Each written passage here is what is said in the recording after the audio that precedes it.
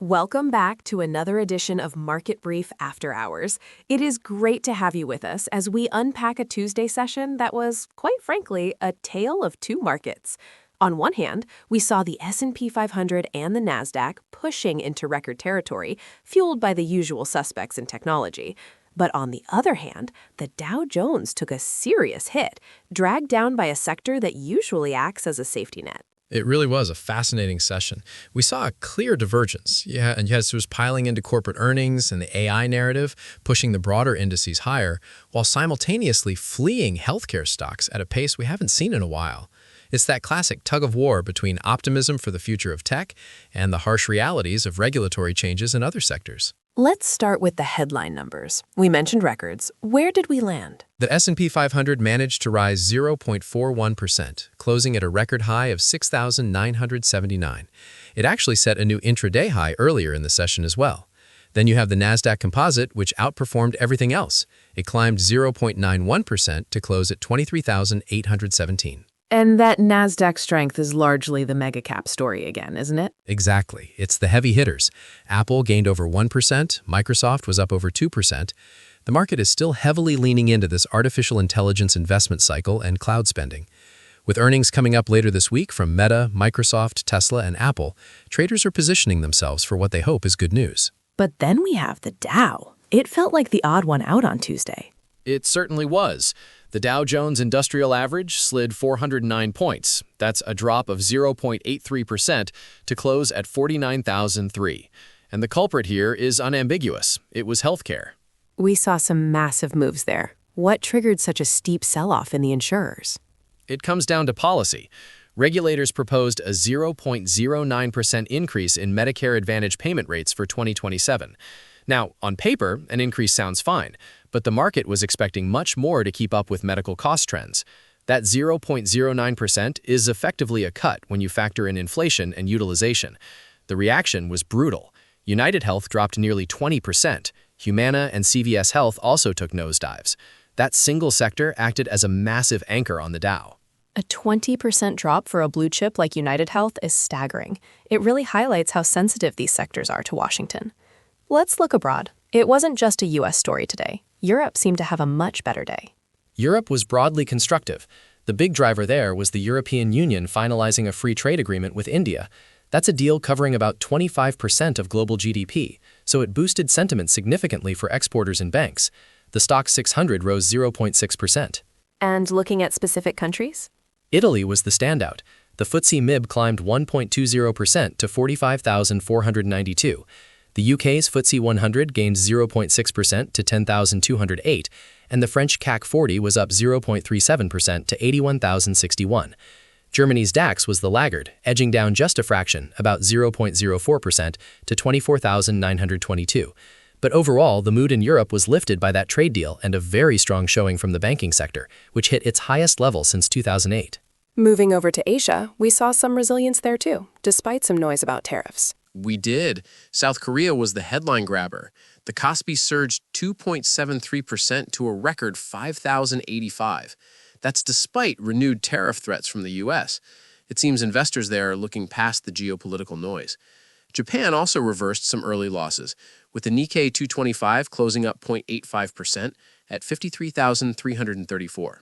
It sounds like a global rally, with the notable exception of U.S. healthcare. Before we dive into the commodities and the very interesting moves in the Forex market, let's take a quick break. Welcome back to Market Brief After Hours. We've covered the equities, but the commodity markets were just as volatile on Tuesday. We had some weather issues impacting energy, right? That's right. A severe winter storm disrupted U.S. production and actually halted Gulf Coast exports over the weekend. Analysts are estimating output losses of up to 2 million barrels per day. Naturally, oil prices jumped. Brent crude climbed 3.02% to $67.57 a barrel, and WTI gained 2.9% to $62.39. And in the precious metal space, the numbers are looking, frankly, astronomical. They are, extending a vertical rally. Gold ended the day at $5,170, up 3.19%. But silver? Silver is behaving explosively. It closed at $111.88, which is a gain of 7.69% in a single session. Those are incredible numbers.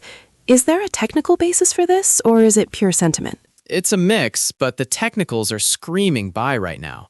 For silver, the price is trading at a massive premium to its moving averages. Just to give you context, the 50-day simple moving average, or SMA, is sitting way down at $70.37. The 200-day SMA is at $47.22. When you see the price at $111 against those averages, it confirms an incredibly strong, accelerating uptrend. It's driven by intense speculative interest. Speaking of technicals, let's shift to Forex. We have a lot of listeners who track these levels closely. The dollar seemed to be on the back foot. Let's start with the euro. The Euro-USD pair is looking very bullish. It closed at 1.2059, up 1.50%. Crucially, it has broken out from prior resistance. In terms of moving averages, it is remaining firmly above the 50-day SMA at 1.1683, the 100-day at 1.1672, and the 200-day at 1.1600. That fanning out of the averages supports the medium-term bullish structure. And the British pound? Similar story. GBP USD rose 1.26% to close at 1.3852. It's posting higher highs and higher lows. Technically, it's well above the 50-day SMA of 1.3379 and the 200-day of 1.3415. The trend alignment there is very strong. The Aussie dollar also crossed a big psychological line. It did. AUD USD surged 1.41% to finish at 0.7012. Breaking through that 0.7000 handle is significant for sentiment. It's comfortably above its 50-day SMA of 0.6652 and the 100-day at 0.6605. Now, looking at the flip side, the US dollar against the Canadian dollar and the yen. This is where we see the dollar weakness. USD CAD fell nearly 1% to 1.3574. It's trading well below its 50-day SMA of 1.3853 and the 200-day at 1.3833. The bearish momentum is accelerating there. And the yen? USD JPY retreated below some key levels, closing down 1.24% at 152.23. It formed a bearish engulfing candle, which often signals a shift in sentiment. It has fallen below its 100-day SMA at 153.60, though it is still holding above the long-term 200-day SMA at 149.69. That 153.60 level is now key resistance. It's rare to see such uniform moves against the dollar across the board. Let's pivot back to stocks for a moment. Aside from the insurers, who were the big market movers? We had some fascinating individual stories. Corning was a big winner. They rallied over 15% after announcing a massive multi-year deal, $6 billion worth with Meta Platforms. They're supplying optical fiber for data centers. It ties right back into that AI infrastructure theme we discussed at the top. And on the defense side? Redwire jumped more than 28%. They secured a major contract linked to the Missile Defense Agency.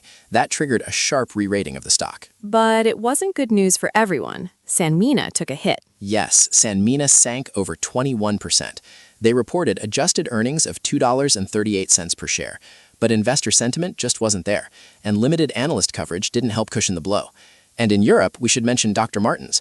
The bootmaker slid 11% after guiding for flat revenue growth in 2026. Before we wrap up, we have to touch on the macro picture. We have stocks at highs, but how is the consumer feeling? That is the divergence that worries some strategists.